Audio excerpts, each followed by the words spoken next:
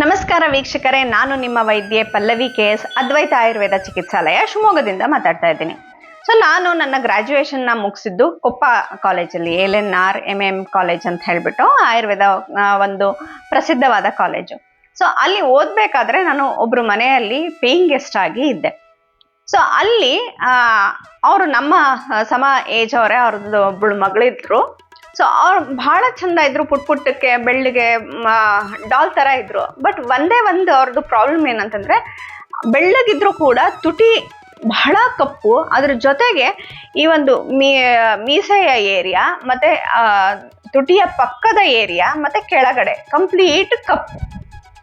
ಅದು ಒಂಥರ ತುಂಬಾ ಅಸಹ್ಯವಾಗಿ ಕಾಣುವಂಥದ್ದು. ಏನ್ ಮಾಡಿದ್ರು ಅದು ಹೋಗ್ತಾ ಇರ್ಲಿಲ್ಲ. ಅವರಿಗೆ ಏನ್ ಮಾಡ್ಬೇಕು ಅಂತ ಗೊತ್ತಾಗ್ತಿರ್ಲಿಲ್ಲ. ಹ್ಯೂಮಿಲಿಯೇಷನ್, ತುಂಬಾ ಒಂಥರ ಅವಮಾನ ಆಗುವಂಥದ್ದು ಅವ್ರಿಗೆ ಆಗ್ತಾ ಇತ್ತು. ಇದಕ್ಕೆ ಏನಾದ್ರೂ ಮಾಡ್ಬೇಕು ಅಂತ ಹೇಳ್ತಾ ಇದ್ರು. ಸಾಕಷ್ಟು ಜನಕ್ಕೆ ಈ ತರ ಒಂದು ಪ್ರಾಬ್ಲಮ್ ಇರುವಂಥದ್ದನ್ನ ನಾವು ನೋಡಬಹುದಾಗಿರುತ್ತೆ. ಬೆಳ್ಳಗಿರ್ಲಿ, ಕಪ್ಪಗಿರ್ಲಿ, ಹೆಣ್ಣು ಮಕ್ಕಳಾಗಿರ್ಲಿ, ಗಂಡು ಮಕ್ಕಳಾಗಿರ್ಲಿ. ಈ ತುಟಿ ಮತ್ತೆ ತುಟಿಯ ಪಕ್ಕದಲ್ಲಿ ಒಡೆದಿರುವಂಥದ್ದು, ಹೆಚ್ಚು ಕಪ್ಪಾಗಿರುವಂಥದ್ದು ಇದ್ರೆ ಬಹಳ ಒಂಥರ ಅವರಿಗೆ ಕಂಫರ್ಟಬಲ್ ಆಗಿ ಇಲ್ಲದೆ ಇರುವಂಥದ್ದನ್ನ ನಾವು ಗಮನಿಸಬಹುದಾಗಿರುತ್ತೆ. ಇದು ಏನಪ್ಪ ಅಂತ ಕೇಳಿದ್ರೆ, ಆಯುರ್ವೇದದಲ್ಲಿ ಇದಕ್ಕೆ ವಾತಜ ಓಷ್ಠರೋಗ ಅಂತ ಹೇಳ್ತೀವಿ.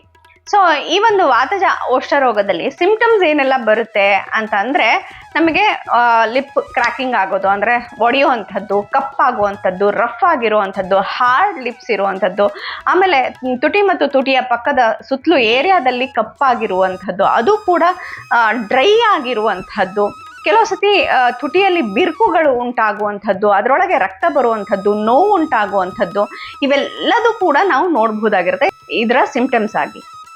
ಈ ಒಂದು ವಾತಜ ಓಷ್ಠ ರೋಗಕ್ಕೆ ಇಂಗ್ಲಿಷಲ್ಲಿ ಅಥವಾ ಅಲೋಪತಿಯಲ್ಲಿ ಏನ್ ಹೇಳ್ತಾರೆ ಅಂದ್ರೆ ಕ್ರ್ಯಾಕಿಂಗ್ ಆಫ್ ಲಿಪ್ಸ್ ಅಂತ ಹೇಳ್ಬೋದಾಗಿರುತ್ತೆ.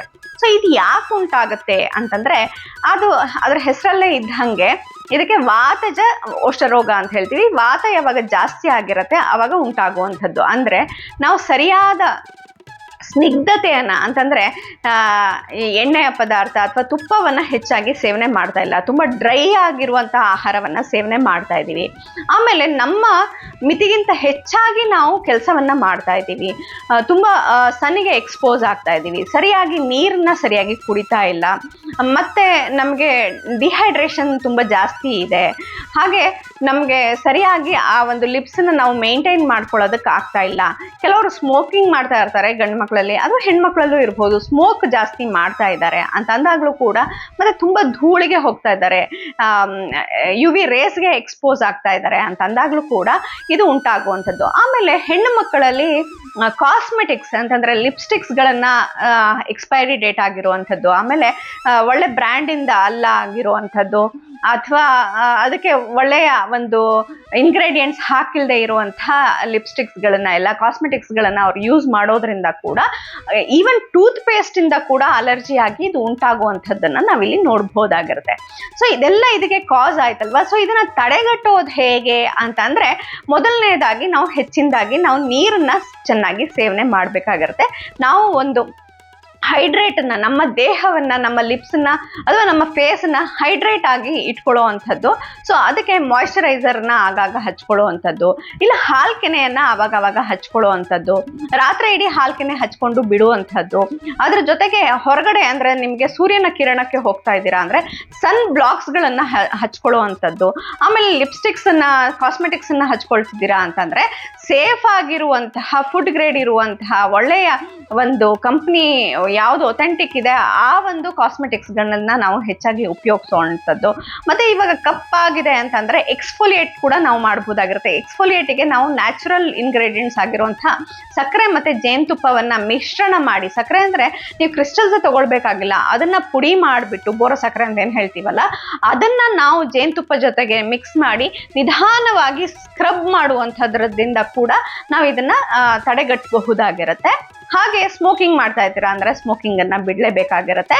ಹೊರಗಡೆ ಡಸ್ಟಿಗೆ ಹೋಗ್ತಾ ಇದ್ದೀರಾ ಅಂದ್ರೆ ಹೋಗ್ಬೇಕಾದ್ರೆ ಮಾಸ್ಕ್ಗಳನ್ನ ಹಾಕೊಳ್ಳುವಂಥದ್ದು, ಇವನ್ನೆಲ್ಲ ಮಾಡಿದಾಗ ನಾವೇನ್ ಮಾಡ್ಬೋದು, ಇದನ್ನ ತಡೆಗಟ್ಟಬಹುದಾಗಿರತ್ತೆ. ಸೊ ಹಾಗಾದ್ರೆ ಇದು ತಡೆಗಟ್ಟಬಹುದು ಹೌದು, ಆದ್ರೆ ನನಗೀಗ ತುಂಬಾ ಜಾಸ್ತಿ ಇದೆ, ಇದಕ್ಕೆ ನಿಮ್ಮಲ್ಲಿ ಏನಾದ್ರೂ ಚಿಕಿತ್ಸೆ ಇದೆಯಾ ಆಯುರ್ವೇದದಲ್ಲಿ ಅಂತ ಕೇಳಿದ್ರೆ ಖಂಡಿತವಾಗಿ ತುಂಬಾ ಎಫೆಕ್ಟಿವ್ ಆಗಿರುವಂತಹ ಚಿಕಿತ್ಸೆ ಇದೆ. ಮುಖಕ್ಕೆ ಸೌಂದರ್ಯವರ್ಧಕಗಳು ಬಹಳಷ್ಟು ನಮ್ಮಲ್ಲಿ ಇರೋದು. ಅದರ ಜೊತೆಗೆ ಈ ಒಂದು ಕಪ್ಪಾಗಿರುವಂತಹ ನಮ್ಮ ಚರ್ಮವನ್ನ ಹೇಗೆ ಅಂದ್ರೆ ನಾನು ಹೇಳ್ತಿರೋದು, ನೀವೇ ಕಪ್ಪಿದ್ದೀರಾ ಅಥವಾ ಡಾರ್ಕ್ ಸ್ಕಿನ್ ಇದ್ದೀರಾ ಅಂತಂದ್ರೆ ಅದನ್ನ ಲೈಟ್ ಮಾಡ್ತೀವಿ ಅಂತಲ್ಲ, ಬಟ್ ಈ ತರ ಒಂದು ತುಟಿಯ ಸುತ್ತಲೂ ನಿಮಗೆ ಕಪ್ಪಿದೆ ಅಂತ ಅಂದವಾಗ ಅದನ್ನ ಹೇಗೆ ನಿವಾರಣೆ ಮಾಡ್ಕೊಳ್ಳೋದು ಅಂದ್ರೆ, ಮೊದಲನೇದಾಗಿ ಸ್ನೇಹನವನ್ನ ಮಾಡ್ಬೇಕು. ಅಂತಂದ್ರೆ ನೀವಲ್ಲಿ ಮಧುಚಿಷ್ಟ ಅಂತಂದ್ರೆ ಬಿ ವ್ಯಾಕ್ಸಿನ್ ಇರತ್ತಲ್ಲ, ಇದಕ್ಕೆ ದೇವದಾರು ಮತ್ತೆ ದೇವಧೂಪ ಮತ್ತು ಗುಗ್ಗುಲವನ್ನ ಸೇರಿಸಿ ಮಾಡಿರುವಂತಹ ಮಧುಚಿಷ್ಟ ಏನಿರುತ್ತಲ್ಲ ಅದನ್ನ ಚೆನ್ನಾಗಿ ಹಚ್ಚಿ ಮಸಾಜ್ ಅನ್ನ ಮಾಡ್ಕೊಳ್ಳುವಂಥದ್ದನ್ನ ಮಾಡ್ಬೇಕಾಗಿರುತ್ತೆ. ನಿಮಗಾಗಿಲ್ಲ ಅಂತಂದ್ರೆ ಈವನ್ ಟ್ರೀಟ್ಮೆಂಟ್ ಒಂದು 7 days ಟ್ರೀಟ್ಮೆಂಟಿಗೆ ಬಂದ್ರೆ ಈ ಒಂದು 7 days ಅಲ್ಲೇ ನಿಮಗೆ ಆ ಒಂದು ಕಲರ್ ಎಲ್ಲ ಡಿಸ್ಕಲರ್ ಆಗಿ ನಿಮ್ಮ ನ್ಯಾಚುರಲ್ ಕಲರ್ಗೆ ಬರುವಂತಹದ್ದನ್ನ ನಾವಿಲ್ಲಿ ನೋಡ್ಬೋದಾಗಿರುತ್ತೆ.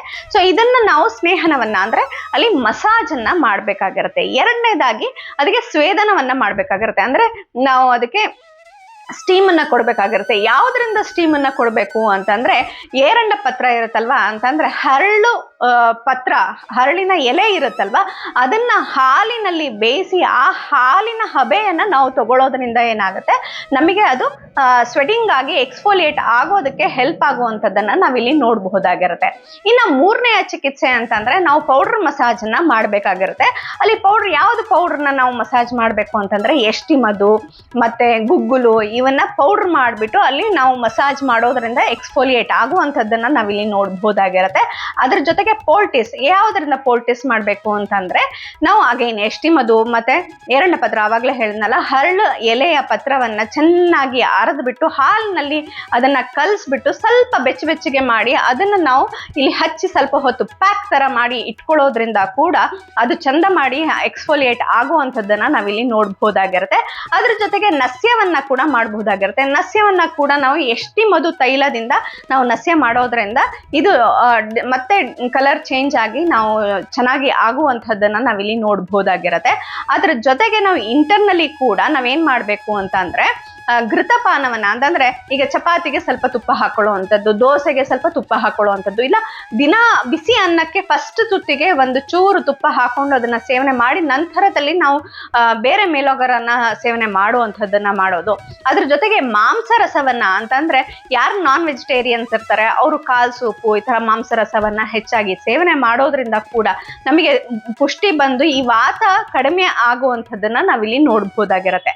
ಸೊ ನೋಡಿದ್ರಲ್ಲ ವೀಕ್ಷಕರೇ, ಪ್ರಾಪರ್ ವೇ ಅಲ್ಲಿ 7 days ನಾವು ಈ ತರದಷ್ಟು ಟ್ರೀಟ್ಮೆಂಟ್ ಒಂದೇ ಸ್ಟ್ರೆಚ್ ಅಲ್ಲಿ ನಾವು ತಗೊಂಡ್ವಿ. ಪೌಡರ್ ಮಸಾಜ್ ಇರ್ಬೋದು, ನಸ್ಯ ಇರ್ಬೋದು, ಅದ್ರ ಜೊತೆಗೆ ನಾವು ಏನು ಅಂತಂದ್ರೆ ಮಸಾಜ್ ಇರಬಹುದು, ಸ್ಟೀಮ್ ಇರ್ಬೋದು, ಇದೆಲ್ಲ ನಾವು ತಗೊಂಡ್ವಿ ಅಂತ ಅಂದವಾಗ ಖಂಡಿತವಾಗಿ ಈ ತರ ಡಿಸ್ಕಲರೇಷನ್ಸ್ ಏನು ನಮಗೆ ನಮ್ಮ ಸ್ಕಿನ್ ಟೋನ್ ಏನ್ ಚೇಂಜ್ ಆಗಿರುತ್ತಲ್ಲ ಅದನ್ನ ಬ್ಯಾಕ್ ಟು ನಾರ್ಮಲ್ಸಿಗೆ ನಾವು ತರೋದು ಬಹಳ ಕಷ್ಟ ಇರೋದಿಲ್ಲ. ಅದಕ್ಕೆ ನೀವು ಹ್ಯುಮಿಲಿಯೇಟ್ ಅಥವಾ ಅವಮಾನ ಪಡ್ಕೊಳ್ಬೇಕಾಗಿರೋ ಅವಶ್ಯಕತೆ ಇಲ್ಲ. ಆಯುರ್ವೇದದಲ್ಲಿ ಇದಕ್ಕೆ ಖಂಡಿತವಾದ ಸೊಲ್ಯೂಷನ್ ಇದೆ. ನೀವು ಖಂಡಿತವಾಗಿ ಈ ಥರದ್ದೇನಾದರೂ ಸಮಸ್ಯೆ ಇದ್ದಲ್ಲಿ ಸಂಪರ್ಕಿಸಬಹುದು ಅದ್ವೈತ ಆಯುರ್ವೇದ ಚಿಕಿತ್ಸಾಲಯ ಶಿವಮೊಗ್ಗ. ನೀವು ಕರೆ ಕೂಡ ಮಾಡಬಹುದು 9187484210 ಕರೆ ಮಾಡಿ ಅಂತ ಹೇಳ್ತಾ ನನ್ನ ಮಾತುಗಳನ್ನು ಮುಗಿಸ್ತೀನಿ. ನಮಸ್ಕಾರಗಳು.